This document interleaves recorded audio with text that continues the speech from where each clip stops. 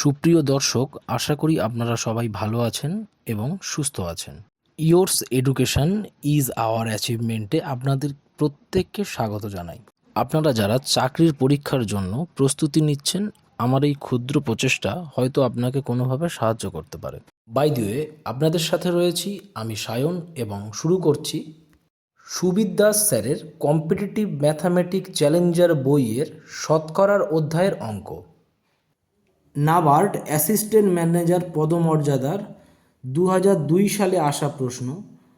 আমরা সবাই জানি নাবার্ড কিন্তু গ্রামীণ কৃষকদের উন্নতির সাধনের জন্য কাজ করে থাকে। সেই সংস্থার নাম হলো নাবার্ড। তো এখানে বলছে কোনো দ্রব্যের মূল্য 15% বৃদ্ধি পেলে দ্রব্যটির বিক্রয় 20% কমে গেল। এর ফলে বিক্রয়ের কী প্রভাব পড়ল? আমার এই চ্যানেলের আগের অঙ্কগুলো আপনারা যারা ফলো করেছেন, আশা করি তারা অবশ্যই জানবেন যে এই অঙ্কটা আমরা কোন মেথডের মাধ্যমে করতে পারবো। তো খুব শর্ট ট্রিকে আমরা এই মেথডের মাধ্যমে এই অঙ্কটি করে ফেলতে পারবো খুব সহজেই।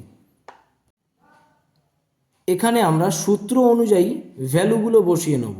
বলছে 15% বৃদ্ধি, তাহলে +15 লিখলাম আমরা। তারপর বলছে কি 20% বিক্রয় কমে গেল, তাহলে -20। তাহলে প্লাস মাইনাসে এখানে আমাদের সাইন মাইনাস সাইন আসবে। আপনাদেরকে বলেছিলাম এই সাইনটার উপরে ডিপেন্ড করে এই সাইনটা আসে। তাহলে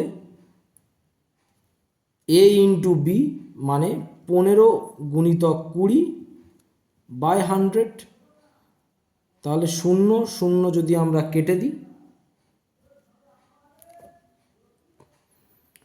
এবং আমরা যদি 2কে দিয়ে 10 কাটি তাহলে 5 আসে, আর 5কে দিয়ে যদি 15 কাটি তাহলে 3 5 15। এবং এখানে +15 এবং -20 যদি আমরা বিয়োগ করি তাহলে -5 আসে এবং মাইনাস এখানে 3। এখানে মাইনাসে মাইনাসে হয়তো আপনাদের মনে হতে পারে প্লাস, কিন্তু এইভাবে শর্ট ট্রিকে এটা করলে আমরা উত্তরটি পাবো না। আমরা সবসময় জানতে হবে এর দায় ছিল 5, আরও -3 দায় বেড়ে গেল, অর্থাৎ -8 ক্ষতি, অর্থাৎ আমাদের অপশান সি হলো সঠিক অ্যান্সার। এবং ভিডিও চলাকালীন যদি কোনো ভুল ত্রুটি হয়ে থাকে এবং আপনাদের যদি কোনো সাজেশান দেওয়ার থাকে তো কমেন্টে জানাতে ভুলবেন না। ধন্যবাদ। যদি আমার দেওয়া এই ভিডিও আপনাদের একটু হলেও ভালো লেগে থাকে কিংবা কোনো উপকারে আসে তো একটা লাইক দিয়ে সাবস্ক্রাইব করবেন।